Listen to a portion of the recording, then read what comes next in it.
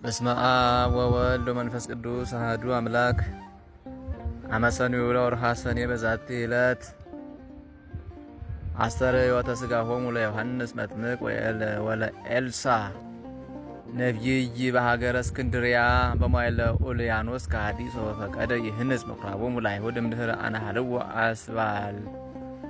አስባያኖስ ንጉሠ ሮም ወወልዱ ጥጦስ።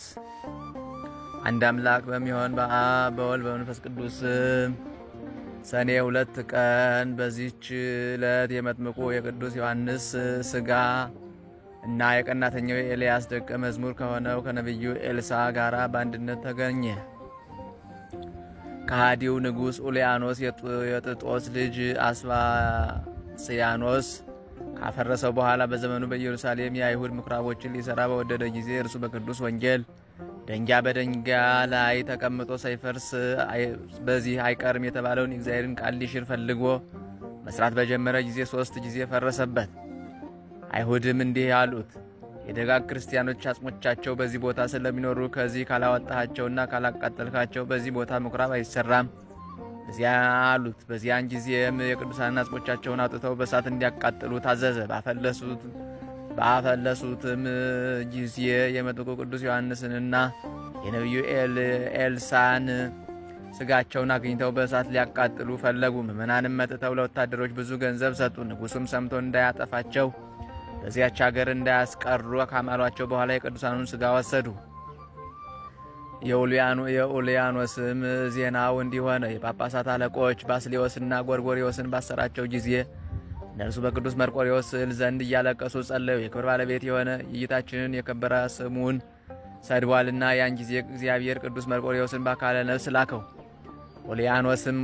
ኡልያኖስንም በጦር ወጋው። ከደሙም ዘግኖ ኢየሱስ የሰጠኸኝን ነፍስ ተቀበል እያለ ወደ አየር ረጨው። ወዲያውኑም በክፉ አሟሟት ሞተ። የከበሩ የዮሐንስና የኤልያስን ሥጋ ግን እሊያ ሰዎች በእስክንድርያ ከተማ ወደ ሊቀ ጳጳሱ አባ አትናቴዎስ አደረሱ። እርሱም በእርሳቸው ታላቅ ደስታ ደስ አለው። ቤተ ክርስቲያንም እስኪሰራላቸው ድረስ በእርሱ ዘንድ አኖራቸው። በአንዲት ዕለትም አባ አትናቴዎስ በአባቶቹ ቦታ ላይ ስለ ጸሐፊው ቴዎፍሎስ አብሮት ሳለ እግዚአብሔር መልካም ዘመን ቢሰጠኝ ሥጋቸውን በውስጧ አኖር ዘንድ ለቅዱሳን መጥምቁ ዮሐንስና ለነቢዩ ኤልሳዕ በስማቸው በዚህ ቦታ ቤተ ክርስቲያን እሰራለሁ አለ። ቴዎፍሎስም ሰማው።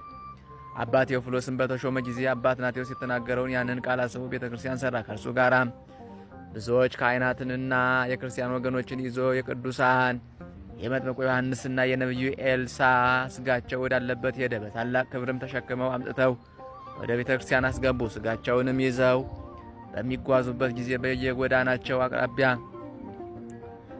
ቤት ካለበት ቦታ ደረሱ። በውስጡም በምጥ ተይዛ 4 ቀናት እየጮኸች ለሞት የተቃረበች ሴት ነበረች።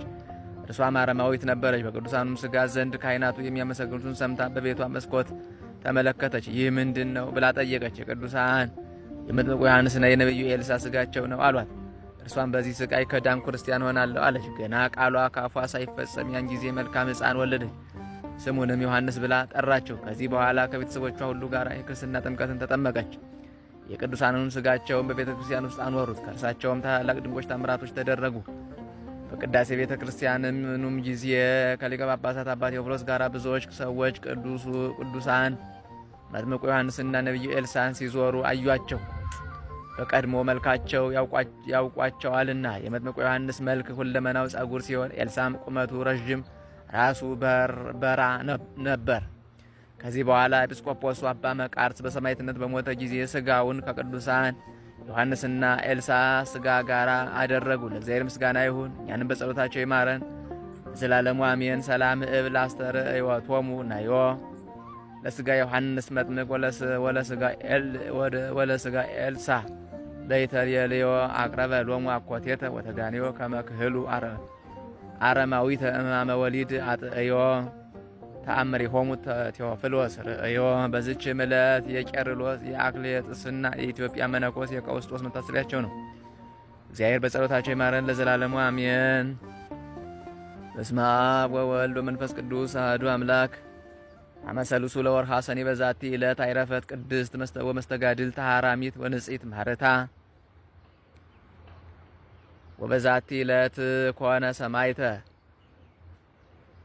ኢላርዮን ኤጲስቆጶስ ዛቅረብኩ ማይሌታ ዘኪራ ኢላፈም ለተጸምዱ ከዘልፈ ለላነብ ተወግብ ዘሪት መጻፍ እንተረሰይ ከግዚኦ ጸሪቀ መብለት ወቁ በመላቡ ብላ ዘተርፈ ነቢያት ቅዱሳን ሐዋርያት ሰባክያን ሰማይቶ ጻድቃን ደናግል አዲው መነኮሳት ሄራን ባረኮ ባይዛቲ መካነስ ካረጋዊ ላይ ገምነው ሕፃን ለዘጻፎ በቅርታሱ ለዛ ጻፎ ዘ ይደርስ ለዛነበው ለዘርጎም በልሳን አዲስ ለሰማ ቃሉ በዝነ መንፈስ በጸሎተ እሙ ማርያም አራጅተ ሁሉም ባይ ስቡር ይማረነ ኢየሱስ ክርስቶስ ሰላም ለክሙ ጻድቃን ወሰማይት ላይ ረብክሙ በዛቲ ዕለት መዋያን ዓለም አንተሙ በብዙ ትዕግስት ሰአሉ ቅድመ ፈጣሪ በኩሉ ሰዓት እንበለንሳኪ ያነ ይንሳአነ ሞት ሰላም ለክሙ ጻድቃን ዛቲ ዕለት ሰላም ለክሙ ጻድቃን ዛቲ ዕለት ኩልክሙ እድ ወአንስ በባስማቲኩም ቅዱሳነ ሰማይ ወምድር ማኅበረ ሥላሴ አንትሙ ትዝክሩነ በጸሎተክሙ በእንተ ማርያም እሙ ተማይጸነ በክርስቶስ ሥጋው ወደሙ